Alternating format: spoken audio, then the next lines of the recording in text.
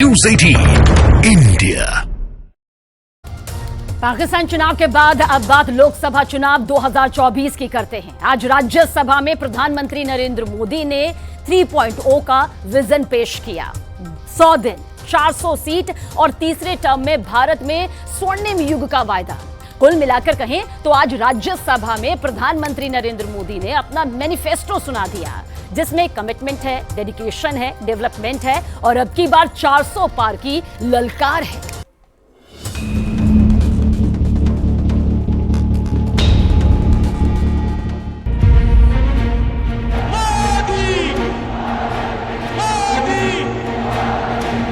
हमारी सरकार का तीसरा टर्म दूर नहीं है।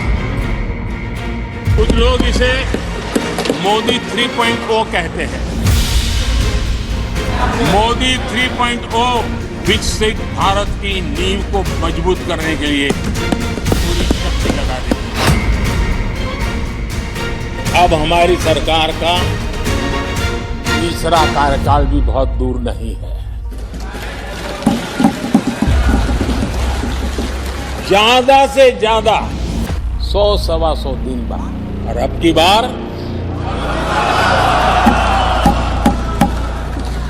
पूरा देश कह रहा है, अब की बार खड़गे जी भी कह रहे हैं।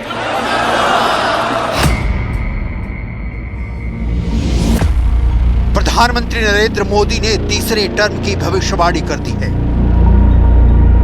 मई 2024 में एनडीए कितनी ताकत के साथ वापस आएगी, कितने बड़े बहुमत के साथ तीसरी बार मोदी सरकार। प्रधानमंत्री मोदी ने इसका पूरा पिक्चर साफ कर दिया है। 2024 के लोकसभा चुनाव में बीजेपी 370 सीटों पर कमल खिलाएगी। एनडीए 400 सीटें लेकर आएगी। संसद में प्रधानमंत्री मोदी ने इसकी भविष्यवाणी कर दी है। पक्ष हो या विपक्ष, सबकी जुबान पर एक ही चर्चा है, 370 सीटों पर कैसे जीतेगी बीजेपी, मोदी का क्या है विनिंग फॉर्मूला। मैं आमतौर पर ये आंकड़े के चक्कर में नहीं पड़ता हूं, लेकिन मैं देख रहा हूं देश का मिजाज एनडीए को तो 400 पार कर पाई के रहेगा, लेकिन भारतीय जनता पार्टी को 370 सीट अवश्य देगा।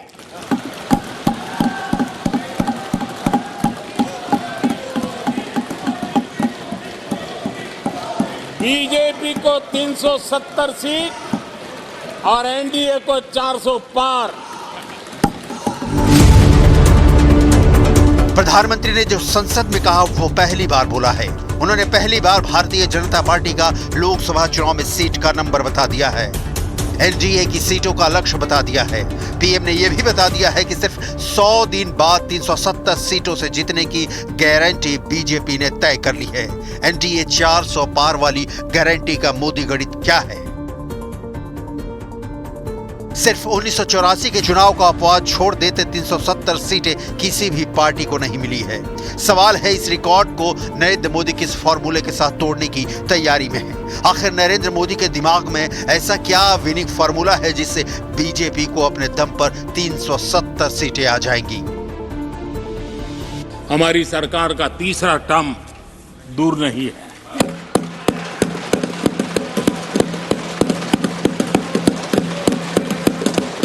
कुछ लोग इसे मोदी 3.0 कहते हैं। मोदी 3.0 विकसित भारत की नींव को मजबूत करने के लिए पूरी शक्ति लगा देती है। अगर नरेंद्र मोदी ने बीजेपी को 370 सीटें बताई हैं तो वो आएंगी कैसे? नरेंद्र मोदी ऐसे नेता हैं जिनकी 2 बार की भविष्यवाणी 100% सच साबित हुई है। 2014 के लोकसभा चुनाव में मोदी ने 272 पार का नारा लगाया था। बीजेपी को 282 सीटों पर जीत मिली थी। 2019 के चुनाव में मोदी ने बीजेपी के लिए 300 पार और एनडीए के लिए 350 पार का नारा लगाया था। नतीजे बताते हैं कि बीजेपी ने 303 और एनडीए ने 353 सीटों पर जीत हासिल किया था।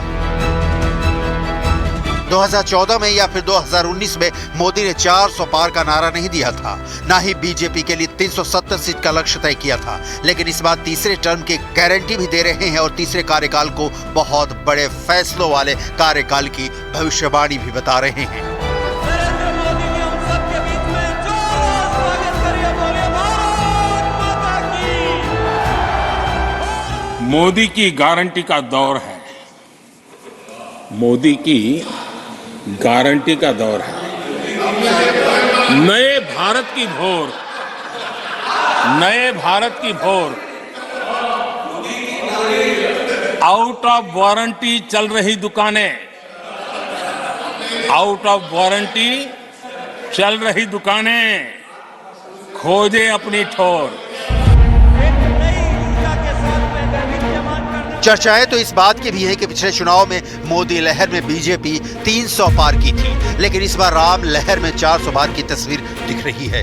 जब से अयोध्या में बने राम मंदिर में रामलला की मूर्ति की प्राण प्रतिष्ठा हुई है, तब से पूरा देश राममय हो चला है। उत्तर से लेकर दक्षिण तक और पूर्व से लेकर पश्चिम तक देश के गांव-गांव से लेकर शहर शहर में राम लहर देखने को मिल रही है। ऐसे में कयास लगाए जा रहे हैं कि प्रधानमंत्री नरेंद्र मोदी इस बार के चुनाव में जीत का रिकॉर्ड तोड़ सकते हैं।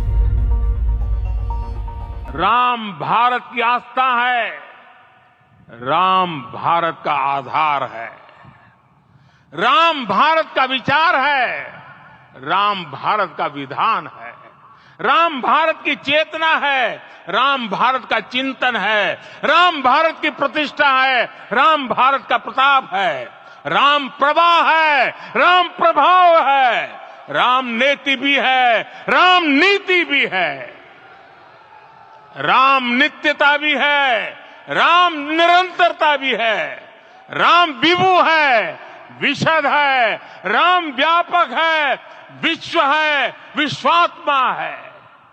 और इसलिए जब राम की प्रतिष्ठा होती है तो उसका प्रभाव वर्षों या शताब्दियों तक ही नहीं होता, उसका प्रभाव हजारों वर्षों के लिए होता है। नरेंद्र मोदी को चुनाव में टक्कर देने के लिए इंडी गठबंधन बनाया गया, लेकिन इंडी गठबंधन में भगदड़ मची है। कांग्रेस के राहुल गांधी जहां जा रहे हैं, वहां मोदी मोदी के नारे लग रहे हैं। इसकी एक वजह राम लहर को माना जा रहा है।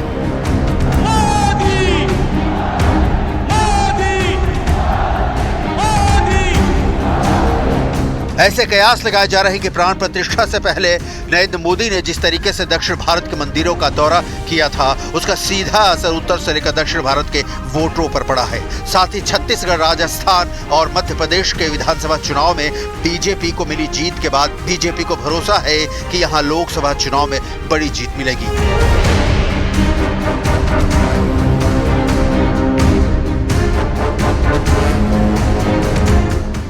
उत्तर प्रदेश में बीजेपी गठबंधन ने 2019 में 80 लोकसभा सीट में से 64 सीटें जीतने में कामयाब रही थी और 16 सीटों पर हार मिली थी। 2024 में एसपी और बीएसपी के यूपी में अलग अलग चुनाव लड़ने का फायदा बीजेपी को मिल सकता है।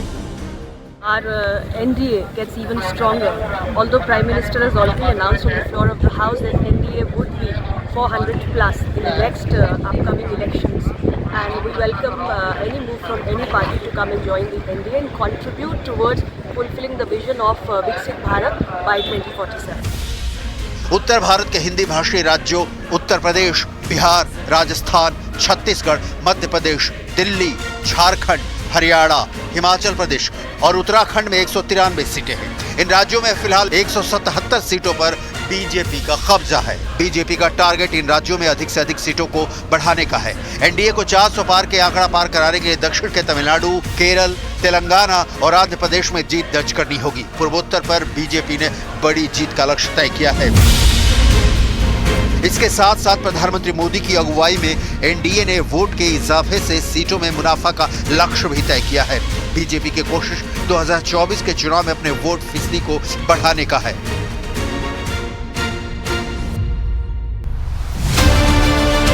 दो 2019 में बीजेपी को 37% वोट मिले थे, जिसके चलते 303 सीटें मिली थी। बीजेपी 2024 के चुनाव में अपने वोट परसेंट को बढ़ाकर 47% तक ले जाने में सफल हो जाती है तो फिर उसका आंकड़ा 370 सीट तक पहुंच सकता है और एनडीए 400 पार हो सकती है।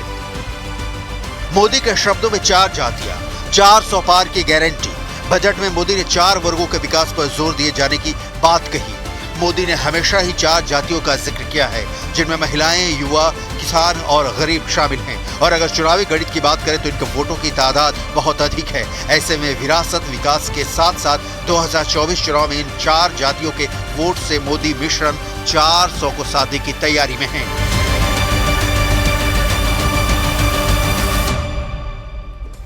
प्रधानमंत्री नरेंद्र मोदी जिस भरोसे के साथ तीसरी बार सरकार बनाने का दावा कर रहे हैं वो वाकई हैरान करने वाला है। आज राज्यसभा में पीएम मोदी ने जिस अंदाज में कांग्रेस और उनके नेताओं को धोया, उससे साफ हो गया कि विरोधी दलों के लिए पीएम मोदी का मिशन शून्य शुरू हो चुका है।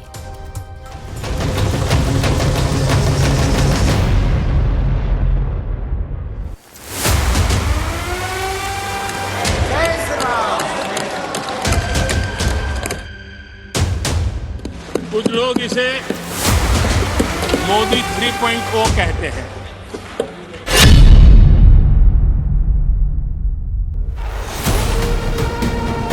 तिहत्तर साल के प्रधानमंत्री नरेंद्र मोदी की राज्यसभा में एंट्री धमाकेदार रही।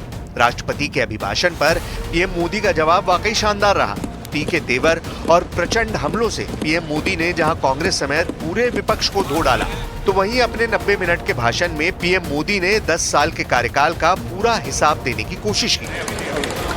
साथ ही डंके की चोट पर कहा कि साल 2024 के लोकसभा चुनाव में एनडीए सरकार तीसरे कार्यकाल की कमान जरूर संभालेगी और भारत के भविष्य से जुड़े बड़े फैसले करेगी।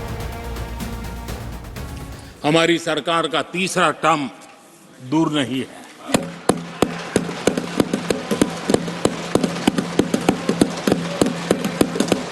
कुछ लोग इसे मोदी 3.0 कहते हैं। मोदी 3.0 विकसित भारत की नींव को मजबूत करने के लिए पूरी शक्ति लगा देते हैं। यही नहीं, पीएम मोदी ने कांग्रेस, राहुल और कांग्रेस अध्यक्ष खड़गे पर सीधा हमला करते हुए कहा कि हमें विपक्ष के नेता 400 सीटों का आशीर्वाद दे चुके हैं। मैं प्रार्थना करता हूं कि आप 40 सीटें बचा पाएं। 2024 का चुनाव, 400 प्लस का आशीर्वाद। खड़गे जी भी एम्पायर नहीं है, कमांडोज नहीं है, तो चौके छक्के मारने में मजा आ रहा था उनको। लेकिन एक बात खुशी की रही, उन्होंने जो 400 सीट एनडीए के लिए आशीर्वाद दिया था,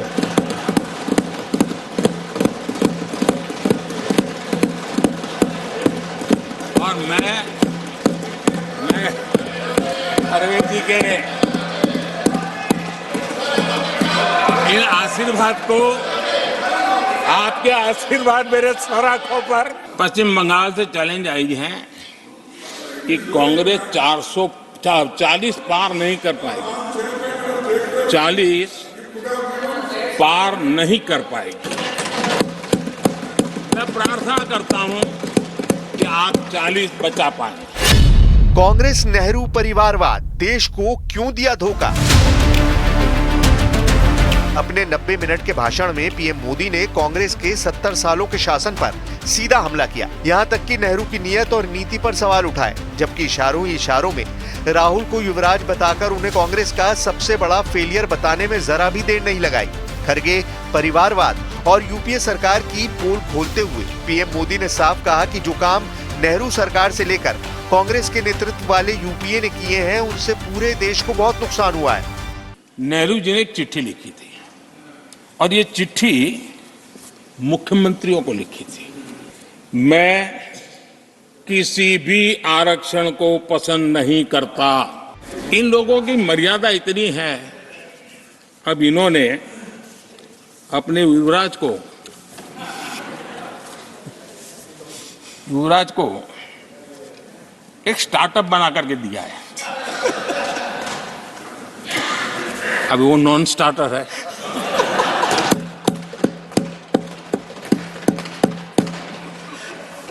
न तो वो लिफ्ट हो रहा है न वो लॉन्च हो रहा है। जम्मू कश्मीर में फॉरेस्ट राइट्स एक्ट उनको प्राप्त नहीं था। जम्मू कश्मीर में प्रिवेंशन ऑफ एट्रोसिटी एक्ट नहीं था। ये हमने 370 हटाकर ये अधिकार उनको दिए। इस दौरान पीएम मोदी ने Nehru, Rahul, OBC, SC, ST, आरक्षण और पीएसयू समेत कई मुद्दों पर कांग्रेस पर जमकर निशाने साधे। कांग्रेस के लिए युवराज और कमांडो जैसे शब्दों का इस्तेमाल किया। ये जब सुनता हूं, उधर भी सुना इधर भी सुना, मेरा विश्वास पक्का हो गया है कि पार्टी सोच से भी आउटडेटेड हो गई है।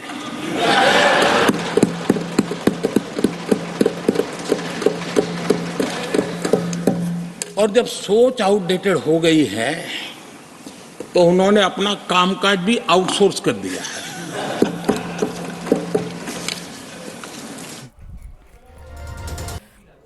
उत्तराखंड में यूसीसी यानी समान नागरिक संहिता बिल विधानसभा में पास हो गया। राज्यपाल के दस्तखत के साथ ही उत्तराखंड में ये लागू हो जाएगा, लेकिन इसके पहले उत्तराखंड के यूसीसी का विरोध जो है वो शुरू भी हो गया। जमीयत उलेमाए हिंद के मौलाना अरशद मदनी ने कहा कि ये कानून शरीयत के खिलाफ है, जो कबूल नहीं है।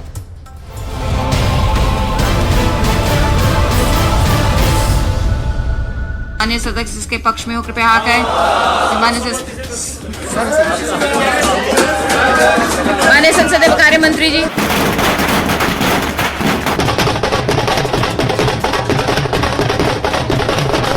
महिलाओं की तरफ से धन्यवाद।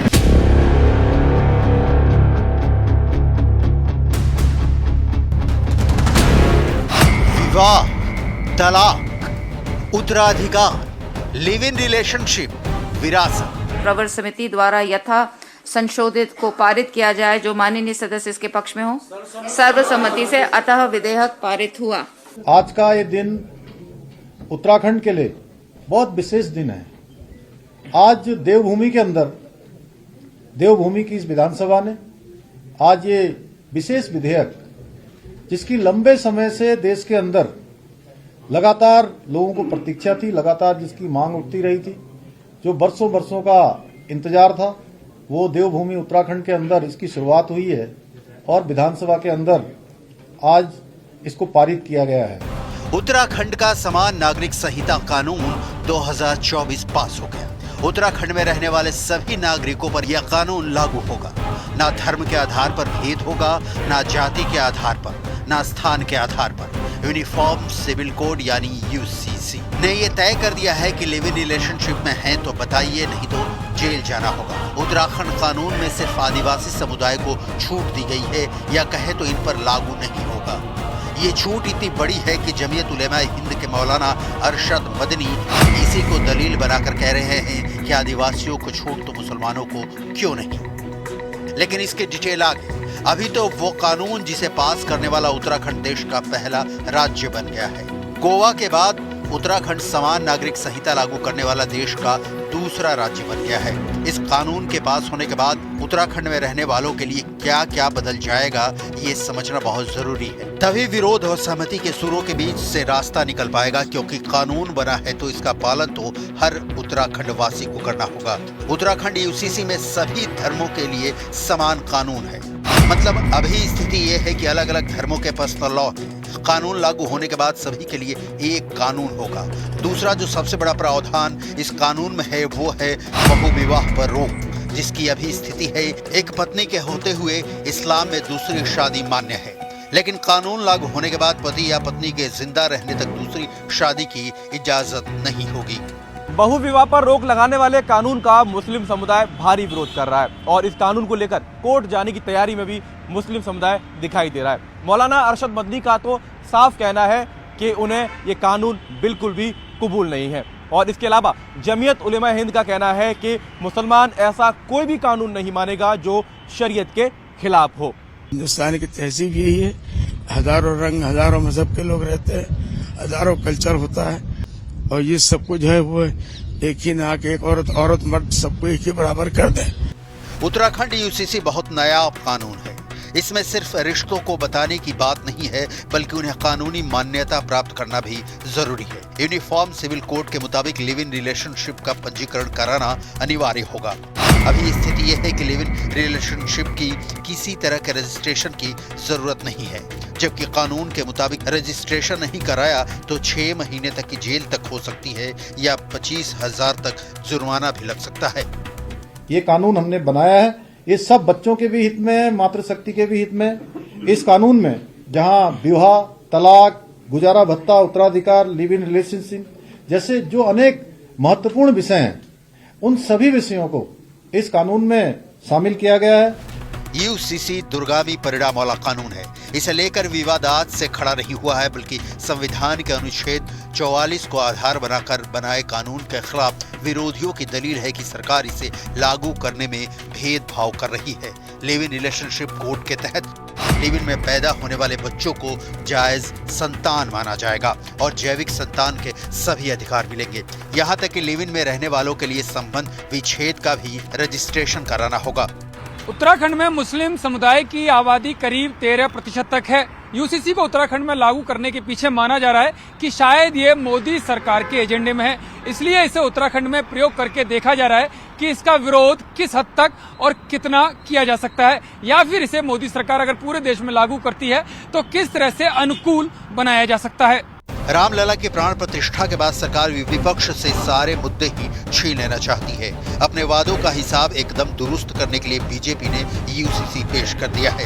ये बात दिगर है कि इस कानून का दायरा सिर्फ उत्तराखंड तक होगा, लेकिन ये बात तो तय है कि इसका असर ऑल इंडिया पर होगा।